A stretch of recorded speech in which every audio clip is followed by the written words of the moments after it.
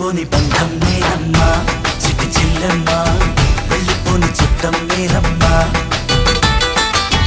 అన్నలోని ప్రాణం నువ్వమ్మా చిట్టి చెల్లెమ్మా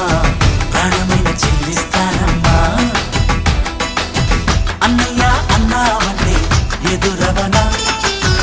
అల్లుపై ఉన్నావంటే నిదరవనా కలలే కన్నావంటే నిజమై ముందుకి రానా కలపై ఉన్నావంటే కథనవన అమ్మలో ఉండే సగం